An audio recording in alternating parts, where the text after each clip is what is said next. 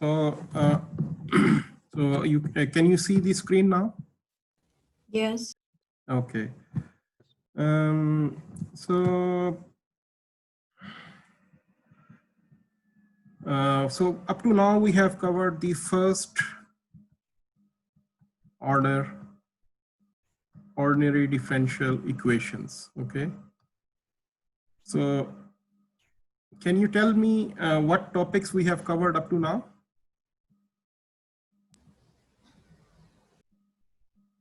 Separable. Yes, separable equations. Okay. Linear. Okay, next. Linear. Okay, linear, first order. Okay. Substitution. Ordinary differential equations, substitution method, substitution method, and Exact. yes, exact, checking for the exactness, exact equations method. And lastly, partial integration. sorry? Modeling. Yeah, modeling examples, okay? Modeling with first order ordinary differential equations. And the very first topic was actually the basic concepts. So basic concepts. So if you have, so I suppose that you have gone through all the materials. So if you have any questions regarding these topics, then you may ask me.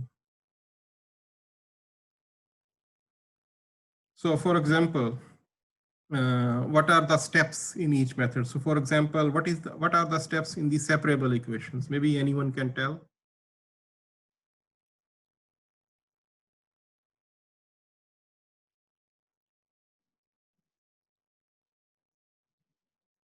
So what is the first step in the separable equations?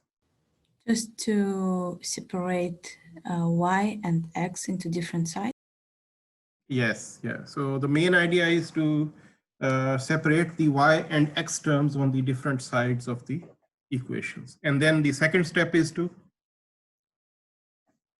Integrate it.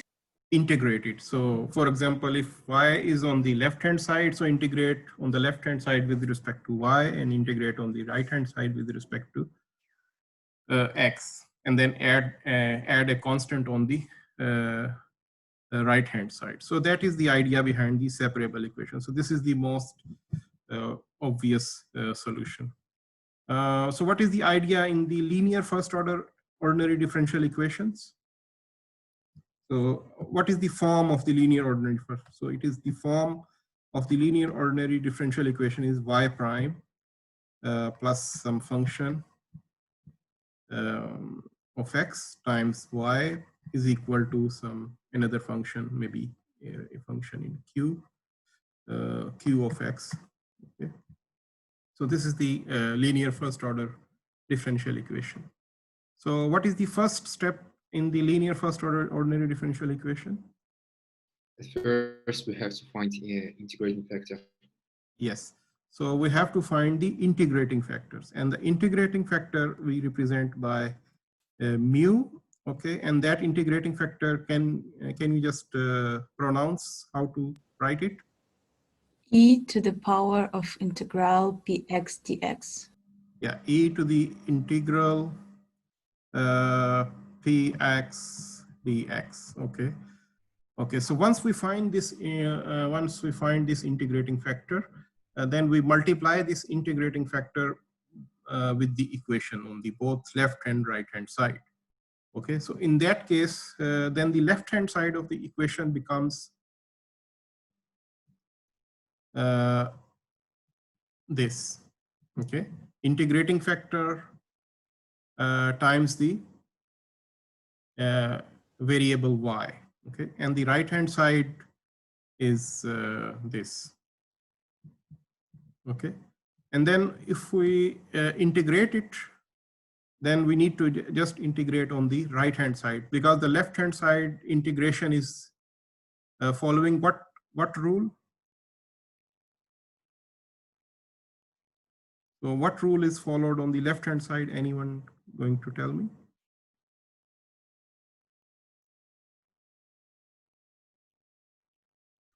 So this type of expression is what rule? Differentiation. Well, this is the differentiation, but Like addition? what that Or rule is called? Product rule? Yeah, it is called. Rule maybe. Yeah, it is called product rule of differentiation. Okay.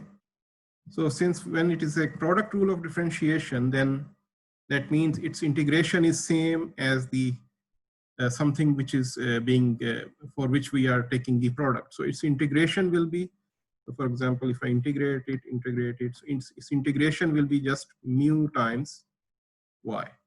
Okay, and of course mu times qx will be the integration on the right hand side. So in this case, then you need to integrate on the right hand side, and then you can write the answer in terms of y. So this is how the linear first order differentiation method works. So how about the exact equation method? So what is the first step? To check for the exactness. Yes, to check for the, first step is to check for the exactness. And for checking the exactness, we take a Partial function. derivative. We take a m function, which is basically the one which is being multiplied by the dx. We take n function, which is basically the function which is multiplied by the dy, and that is equal to 0. So now what check we are going to perform?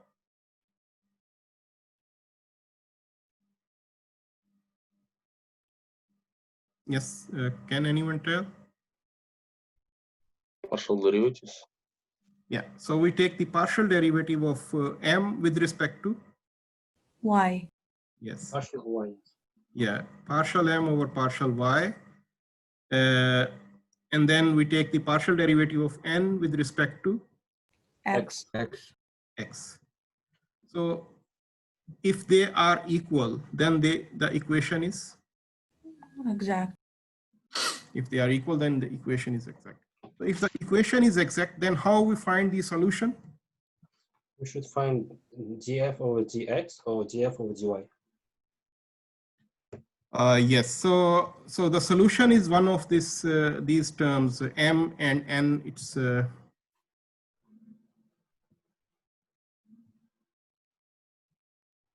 so solution is one of these terms, comes from one of these terms, m and n. Okay, so in such a way that the partial derivative of m with respect to the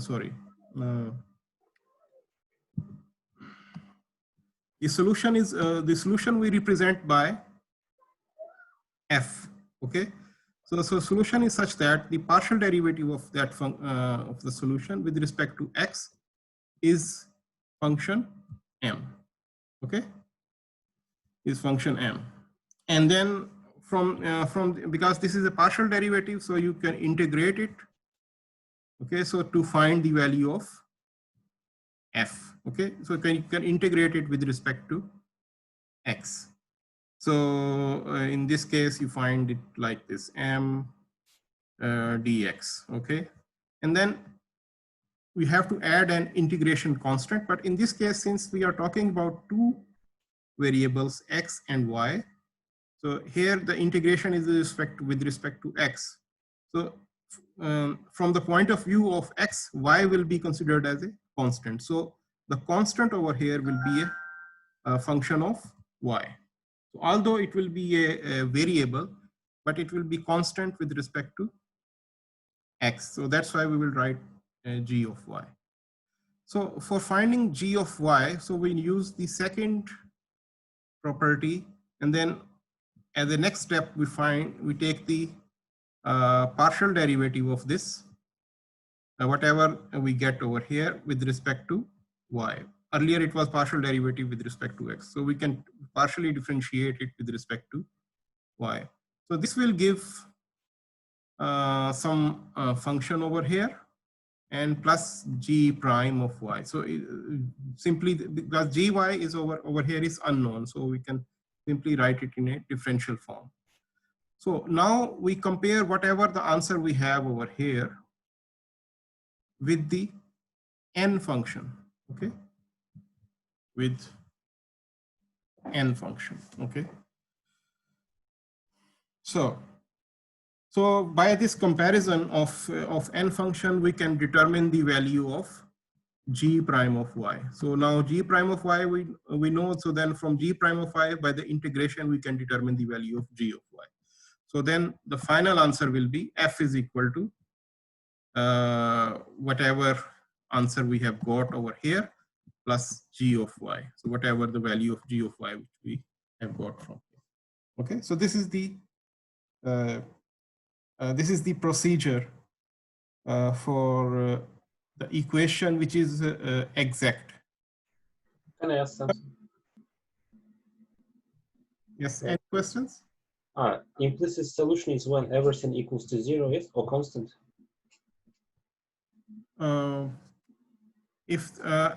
Sorry, yeah, okay. And one thing I forgot to mention is that we have to write it equal to constant, okay? Whatever the value of the function, that is equal to a constant. So this is this thing which I forgot to mention. Okay, so this is the solution when the equation is exact. How about when the equation is not exact, okay? So for example, if partial m over partial y is not equal to partial n over partial x, that means equation is not exact. So then we can make an effort to make it exact by what? By finding an integrating factor mu, okay? So by finding an integrating factor. So in this case, since partial m over partial y and partial n over partial x is not equal to that, we can find an integrating factor. And what is the integrating factor in this case? We have two versions of it.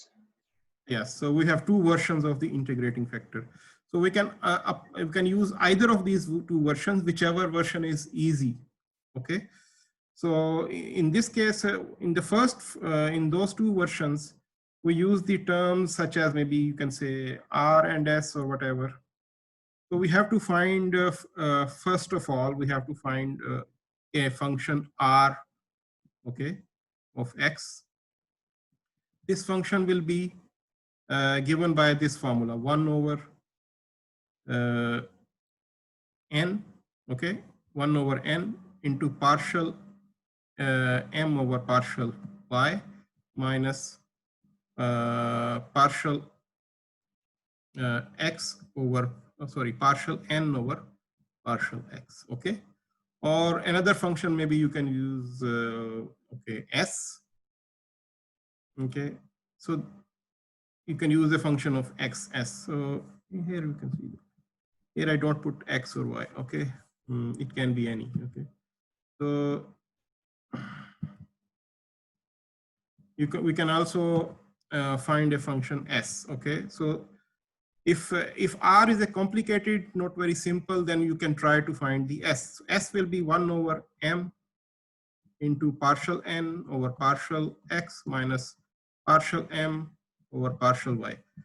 You can find the exact form of the formula from the lecture handouts, but I am just using those terms. But basically, this process is simple. Okay, so from these R or S, whichever function is easy, then you can find the integrating factor mu.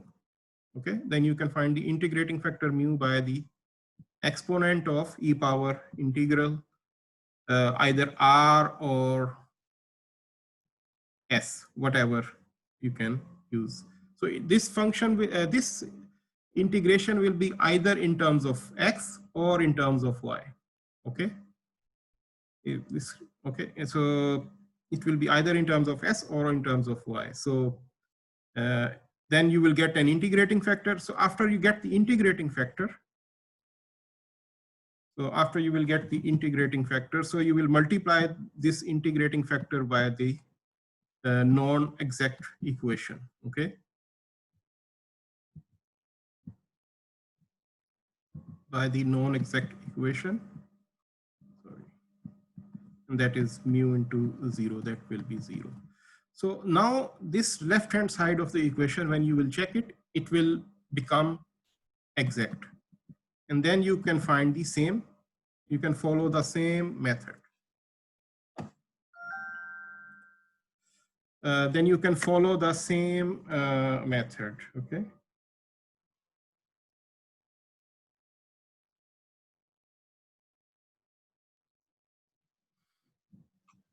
Is it possible that it will not become exact?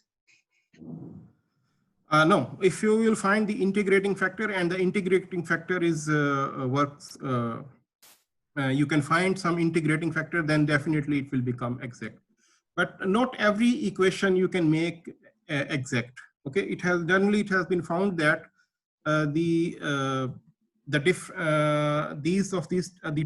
you find these, when an equation is non-exact, that there is a very little difference between these terms, partial m over partial n or partial n over partial x. So the difference between them will not be so much drastic. So yes. So the answer is yes. If you can find the integrating factor, then of course the equation will become exact.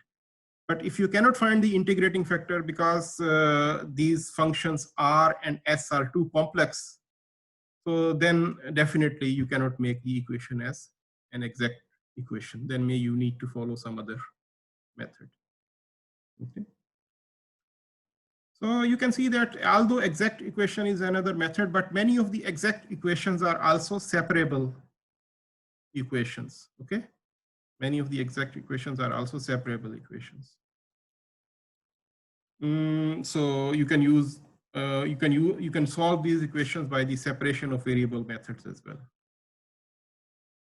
Okay, so then was the substitution method. Okay, so the substitution method, we have used 3 types of substitutions. So can you name those 3 types of substitutions? Yes. So what is the first type of substitution? It's for homogeneous equations. Yeah, so first type of substitution is used for the homogeneous equation. Okay, homogeneous equation. Okay, so for homogeneous equation you use this type of substitution. So you use either mu is equal to y over x. It means y is equal to mu x. No, sorry, not mu, it's u. Yeah, here. Mu we use for the integrating factor. So u is equal to y over x, or y is equal to u x, or you use u is equal to x over y sometimes, then x is equal to u y, and then you can use this substitution. Okay, so this is the one type of substitution. The second type of substitution is used for which kind of equation? Bernoulli's equation. Yeah, Bernoulli's equation. Bernoulli's equation. So Bernoulli's equation is different from the linear ordinary differential equation. So for example, in the Bernoulli's equation, what you have is it's almost the similar to the linear equation. So for example, in the linear equations, we have y prime plus a function of x times y, and then a function of q, a function q of x. Okay. But what happens is that in the Bernoulli's, this is the linear ordinary differential equation. Okay. In Bernoulli's equation, we multiply it with some variable y. Okay. Not the function of y. Its format is like you multiply it with some variable y, and that will be a power of n. Then it will be called as a Bernoulli's equation. And the restriction is that n is not equal to 0, n is also not equal to 1, okay? Then it will be called as a Bernoulli's equation. Any other value, maybe 0.1, 1.2, 4, 5, 6, minus 2, minus 3, minus 4, you can choose, but except 0 and 1. So it will be, then it will be called as a Bernoulli's equation. So the good thing with Bernoulli's equation is that you can convert it into a, what kind of equation? You can convert it into a linear first order differential equation by this substitution. So what is the substitution? Substitution is equal to u is equal to y power 1 minus n.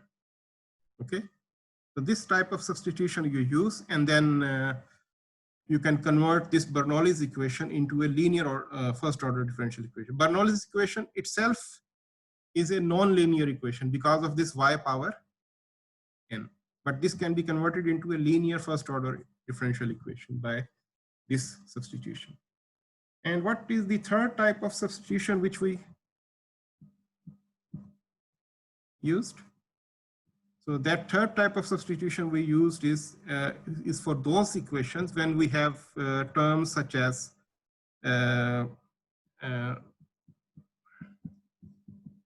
ax plus by plus c. So when we have these kind of terms where b is not equal to 0, okay, that means the term of y should not be equal to 0. So, and where a, b, and c are some constants, okay, are some constants. So b should not be equal to 0. So when we have this type of term, and the value, the powers of x and y are also 1, okay, that means x and y are should both be linear. Okay, so but we have, when we have these kind of terms, so we can use this substitution. So u is equal to ax plus by plus c, and then that equation then converts into a linear equation or a separable equation. Can anyone tell? After this substitution, this type of non-separable equation converts into a separable. Okay. Okay, so and then that separable form we can solve by our usual methods. Okay, so these were the all the main methods we discussed, and then these are the most common methods in the first order differential equations. And then the next thing we discussed is the modeling. So modeling examples we did of also two types, linear and non-linear. Okay. So in linear, we have discussed the examples of exponential,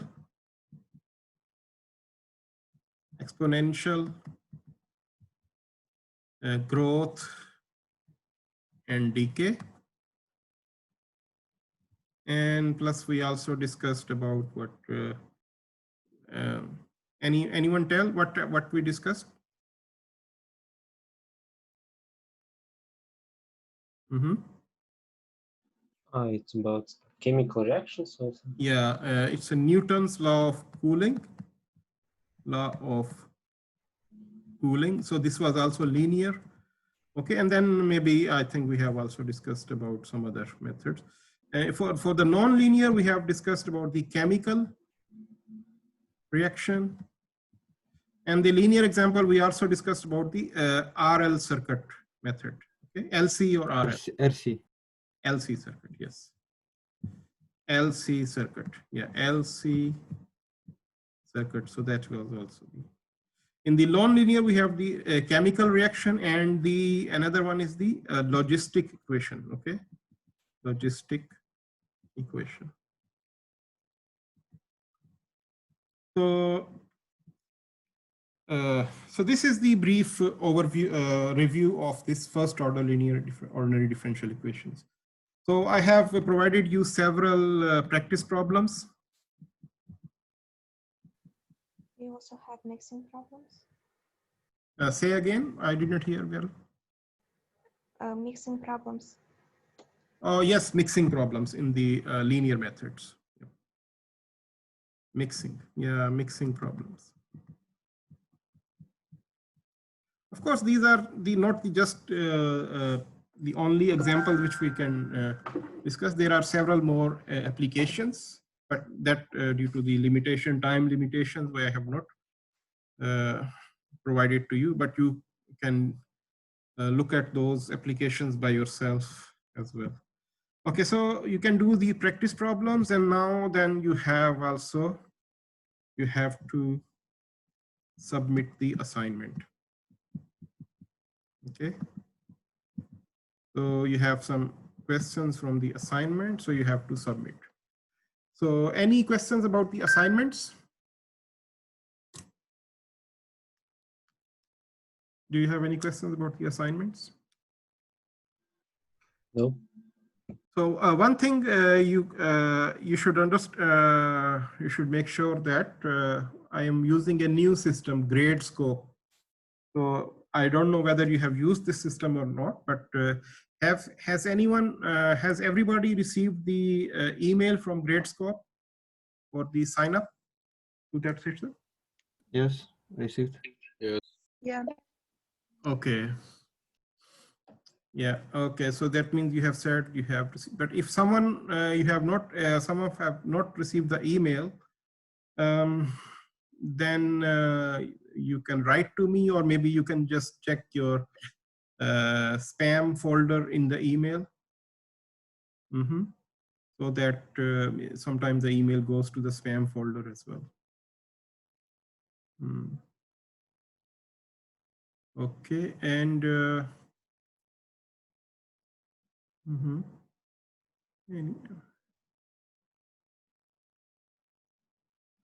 all right.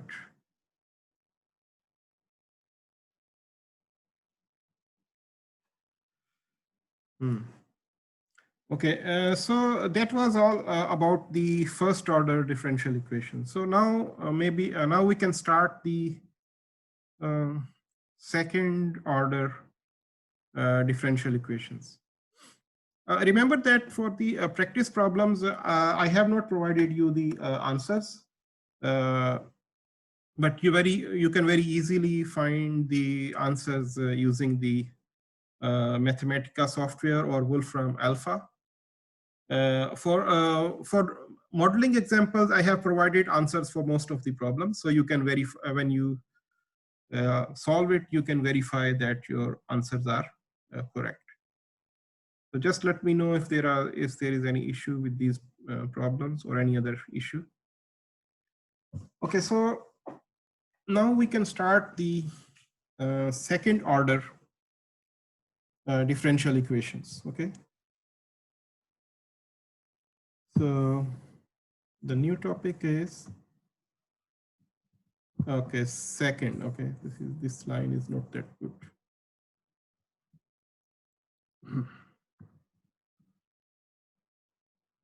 This is better. Okay, so second order ODEs. If you see that in the first order ordinary differential equations, we have solved some linear solution, linear ordinary differential equations, but we have also solved some non-linear ordinary differential equations. In the case of second order ordinary differential equations, I think most of our discussion will be for second order linear differential equations. Okay. Non-linear order, there are second order non-linear ordinary differential equations as well, but their solution is rather difficult. So most of the discussion will be for the solution of the second order ordinary differential equations. So what is the form of the second order ordinary differential equations? Give me a second, I come back.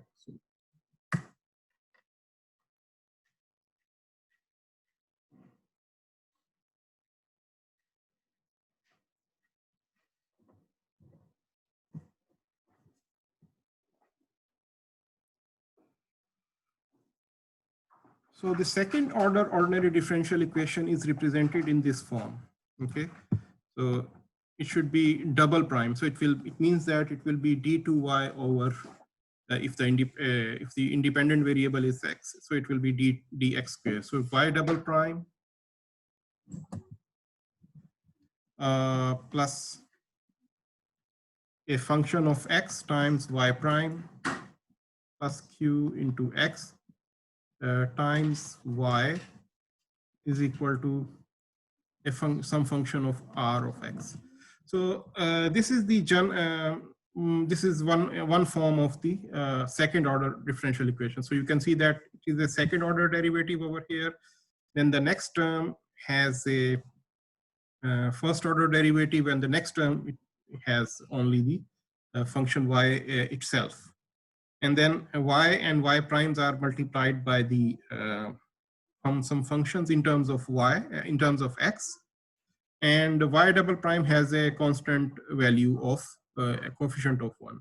So if there is some function of over here, of x over here with y prime, so then we can divide that equation to convert it into its standard form. And then you can see that this is equal to a value of a function which is r of x. If function r of x is identically equal to 0, so then we have this form of equation, y double prime plus p of x, y prime plus qx into y is equal to 0. So this is also a second order ordinary differential equation. Okay, and remember that we are talking about the linear ordinary differential equations. These the first equation is also linear, the second equation is also linear. Both are first and second order differential equations. But the difference is that the left hand side is not equal to 0 in the first equation. The second left hand side, the right hand side is not equal to 0 in the first equation, and the right hand side is 0 in the second equation. So the first equation is called non-homogeneous equation. Non-homogeneous equation. We also have talked about the homogeneous and non-homogeneous equation in the first order differential equations, but the meaning of homogeneous was different over there. So don't mix the meaning of these two things. So the meaning of non-homogeneous over here is that if you write this second order differential equation in the standard form, then the right hand side of the equation will be not equal to 0. So here it is the homogeneous. So this is the homogeneous equation. Homogeneous equation. It is the homogeneous equation. Okay. So in this topic, so we will first look at the homogeneous equation particularly, and then we will find the solutions of this homogeneous equation. And then we will look at the non-homogeneous equation and find the solutions of the non-homogeneous equations. So the solution methods for both homogeneous and non-homogeneous equations are not the same. Although many of the components for the non-homogeneous equations are included in the homogeneous equations, but there are some additional steps for the non-homogeneous equations. Okay, so this is the difference. So first, homogeneous equation will be considered for the solution, and then the non-homogeneous, the solution of the non-homogeneous equations will be considered.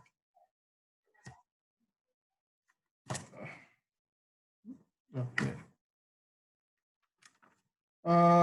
Okay, so yeah, so this is the difference between the homogeneous and the non-homogeneous equations. So as an example, I can say that y double prime plus y plus 25y is equal to e power minus x cosine of x. So this is a second order differential equation. Okay, and this is a non-homogeneous because right hand side is equal to x, and here we see that there is no y prime term. So this is not necessary. Okay, y prime term can be absent. Okay, so the highest order is the second derivative. So it is the second order non-homogeneous differential equation. Another example is xy prime, xy double prime plus y prime plus xy is equal to 0. So, we can write this equation into the standard form. By standard form, I mean is that the coefficient of y double prime should be equal to 1. So for this, we need to divide this equation by x. So it will be y double prime plus 1 over x, y prime plus y, that is equal to 0.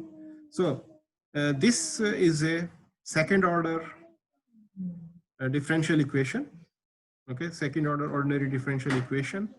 And it is a homogeneous equation because right hand side of this is identically equal to 0. So this was non-homogeneous, and this is homogeneous. Okay, this is also linear. This is also linear. Both equations are linear. Okay. Okay, so the next thing I want to talk about over here is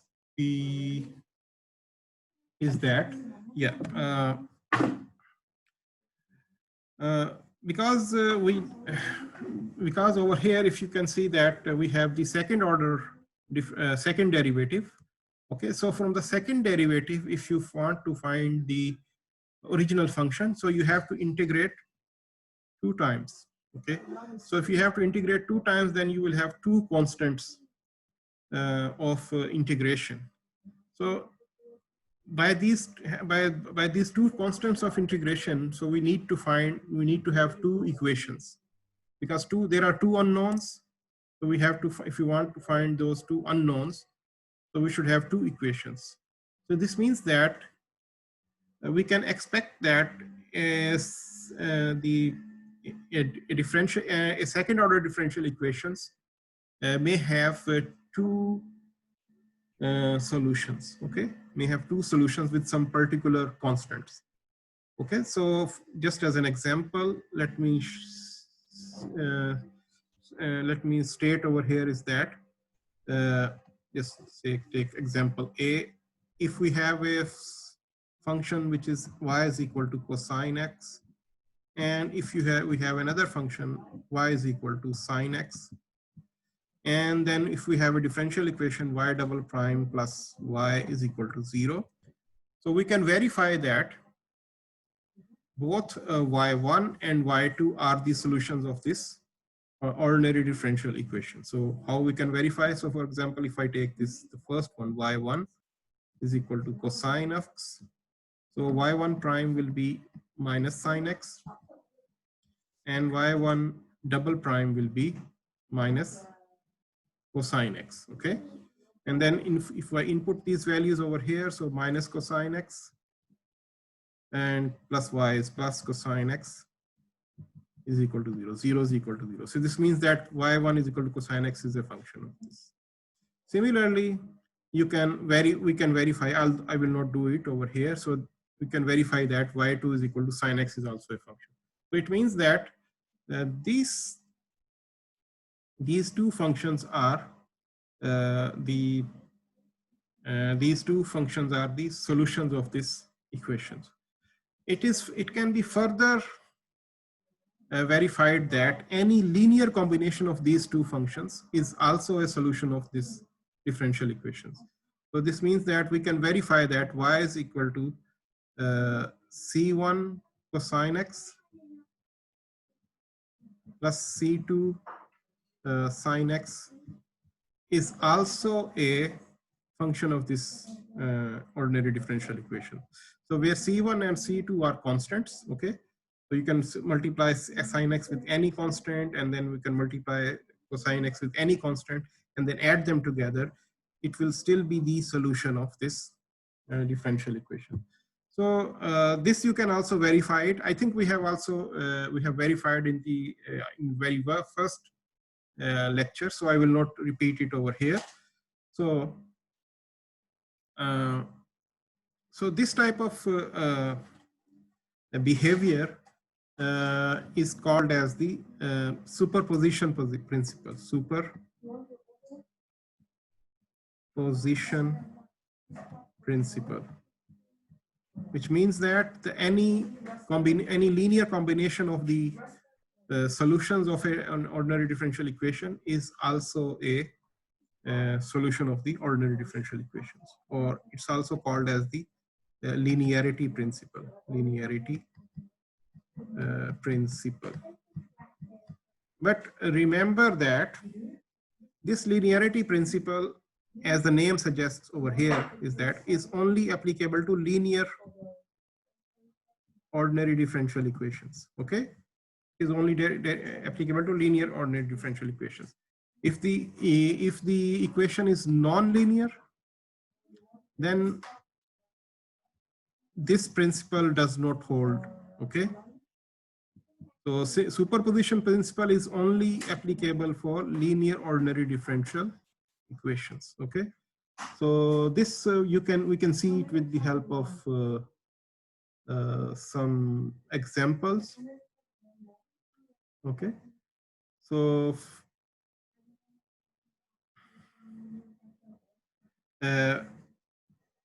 let's take an example. Okay,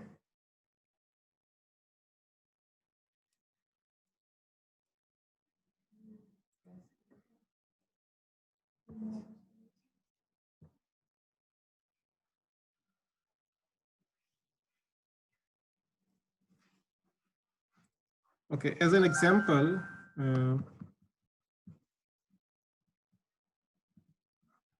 we have now 7 minutes left. So let me finish this example and then we can conclude. So y is equal to x square and y is equal to 1. Both of these are solutions of y prime y minus x y prime is equal to 0. So we can verify it. Okay, y prime y. So for example, if it is y is equal to x square, it means y prime will be equal to 2x, y double prime will be equal to 0. So this is 0, and then x times y prime is 2x. Y is equal to x square, y prime times y. So y is equal to x square, y prime is equal to 2x, y double prime is equal to 0. So y double prime is 0 times y, and then x into y prime is 2x is equal to 0. Sorry, Professor, but double prime of y is 2, not 0. Double prime of y is 2. Yes, I was making a mistake over here. Yeah, so that's why I was wondering what's happening. So, so y double prime is 2, and then y is equal to x square. Okay, and minus x is y prime is 2x. So it is 2x square minus 2x square, 0 is equal to 0. So it means that y is equal to x square is a solution. Similarly, y is equal to 1 is a solution. So y prime will be equal to 0 and y double prime will be also equal to 0. So in this case, y double prime is 0, then x y prime is 0, so 0 is equal to 0. So y is equal to x square and y is equal to 1 is equal to 0. But their linear combination. So for example, cx square plus 1 times c2, okay, c1x square plus 1 times c2, or cx square plus c2, whether it will be a solution of this equation, so that we can check. So in this case, y prime will be equal to 2c1x plus 0, and y double prime will be equal to 2c1. Okay, so in this case, I input these values, y prime, so y double prime, y minus x, y prime is equal to 0. So in this case, we can see that y double prime is 2c1, and y is equal to c1 x square plus c2, and minus x into y prime is equal to 2c1 x is equal to 0. So in this case, what you can see is that it is not equal to 0. 2c1 square x square plus 2c1 c2 minus 2c1 x square is equal to 0. So here we can see that this is not equal to 0. So this means that here the linear combination of the solution is not the solution of this equation. But now we can see that this equation is not linear. This is non-linear equation. Okay, this is a non-linear equation. So because we can see that y prime is being multiplied by the y, so it is non-linear equation. Okay, so this means that the superposition principle will be applicable to linear ordinary differential equations. And one more thing, equation has to be homogeneous also. Okay, homogeneous. Okay, so as an example, we can see for the non-homogeneous case, we can see take this example. Y is equal to y is equal to 1 plus cosine of x, and y is equal to 1 plus sine of x. And the differential equation is y double prime plus y is equal to 1. Okay, so this is a non-homogeneous equation, although it is a linear equation, but it is non-homogeneous. In this case, you can verify that this is y is equal to 1 plus x is a solution of this, y is equal to 1 plus sine x is a solution of this. But you can also verify that, but c1 into 1 plus cosine of x plus c2 into 1 plus sine of x, the linear combination of these solutions is not a solution of this equation. Okay, so it means that I think I will not do it over here because but you can verify by yourself that this for this non-homogeneous case, the superposition principle will not apply. So this means that the last lesson for today's lecture is that the superposition principle applies for the linear ordinary differential equations in the homogeneous form. So if the equation is non-linear or if the equation is non-homogeneous, then the superposition principle will not apply. Okay, so I stop this lesson over here. Later on, I will also upload this lecture video and some more videos as well. So you can have a, you can look at those topics later on. And next we will meet on coming Friday. Okay, so I will see you all on next Friday. By the way, if you have any questions, maybe you can ask.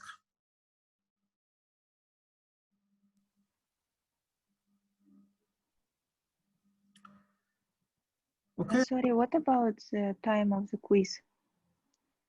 Yeah, I will announce it on Moodle.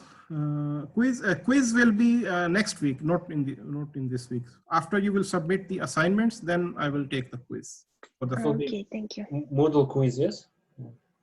Yes, that quiz will be on Moodle. Yes. So can I ask when we should write in explicit solution? It means we should write like y equals to something. Yes, solution means y is equal to something. No, explicit and implicit. That is the explicit solution. Yes. Solution, you don't have to write y is equal to something. So you just have to write some equation in both x and y. Okay, thank you. Any more questions?